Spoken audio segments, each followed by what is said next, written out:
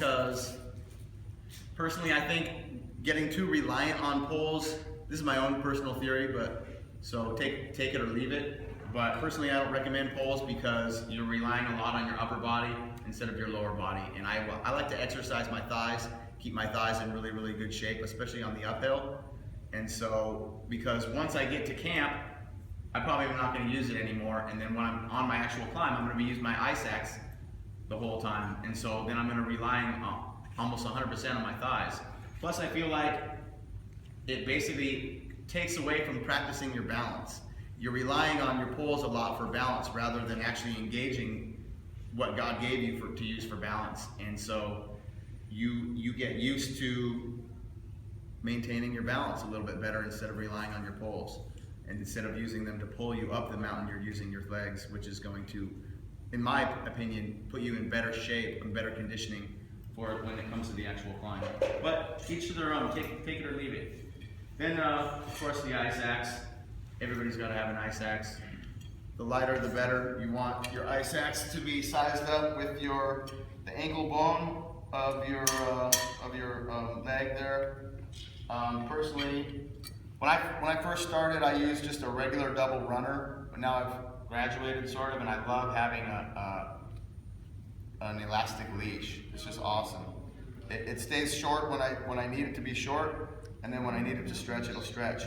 When you have a runner, a lot of the time, when you're hiking with your ice axe, you'll have to wrap the runner around your ice axe a few times, otherwise your knee gets in the way when you're hiking with it. Because I always keep my ice axe attached to my belay loop of my harness, so I never lose it, basically. So it's always girth hitched right here, which is a knot that you're going to moon right, girth hitch it to the top here, and then I always keep it clipped to my harness. And then also anytime I set my pack down, some people like to clip it to their pack. I personally don't like that, but I always jam my ice axe into snow through one of the arm loops, and so my pack never slides down the hill ever, because everything I need is in my pack. I kind of need it. So I think that's just about everything, but I haven't gone over harnesses. Oh, and a helmet. Obviously, you've got to have a helmet. This one I just bought. I did a bunch of research, and this one's super light. I used to have the even lighter version, but it cracked, so I went and got this one. This weighs like, you can pass it around. It weighs like 8.4 ounces. It's really nothing. It's a really nice helmet, but it's not cheap. So, you want me to go into harnesses real quick, Fred? Not too long. Okay. Real super quick. Yeah, we're using it a lot of times. Yeah. Oh, here's a couple more things that I didn't talk about. Rain pants. Rain pants are an absolute must. They keep me dry on the mountain. These are very, very expensive rain pants, but they're also OR, so when they rip, I can take them back. Because I have ripped these before, sooner or later, glissading on your ass, it wears out your rain pants.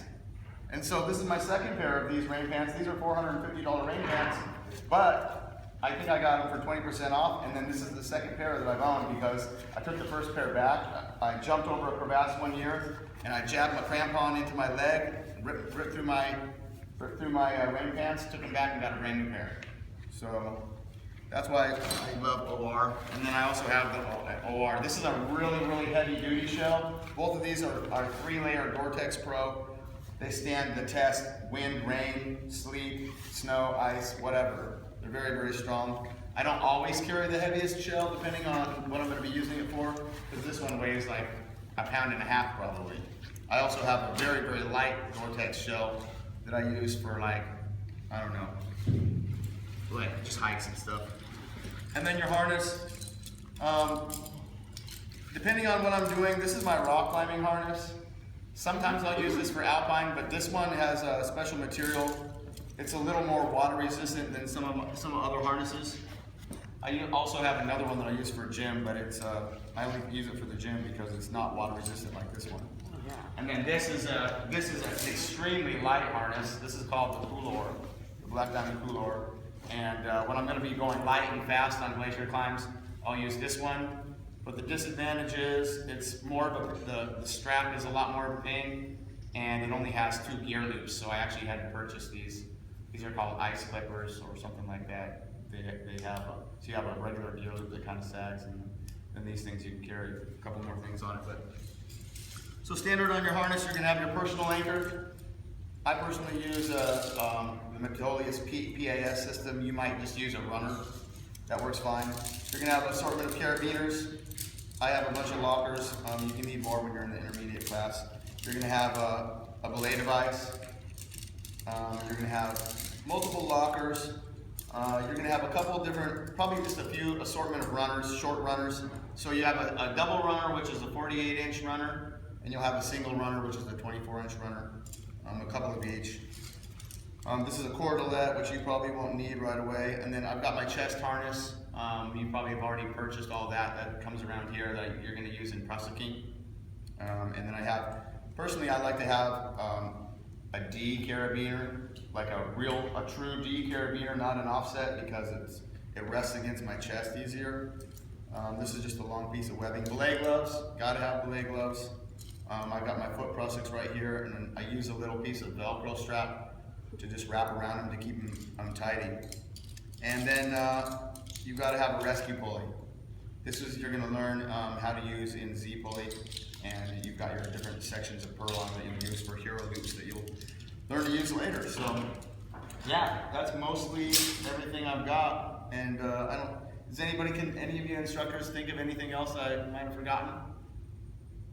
I try to be pretty comprehensive. But yeah, add it all together, it weighs a lot. So I'm very selective. You know, I brought just about everything that I could possibly show you guys, but I'm always gonna gauge what gear I bring based on what I'm gonna be doing.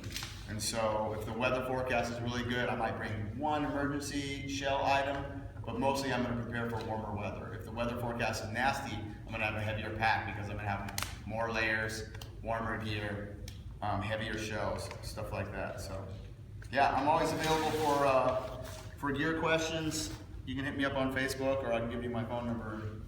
I'll be happy to answer any questions about gear that you got. Thanks. Thank you. All right. I was gonna say, we'll try to give everybody someone to get that.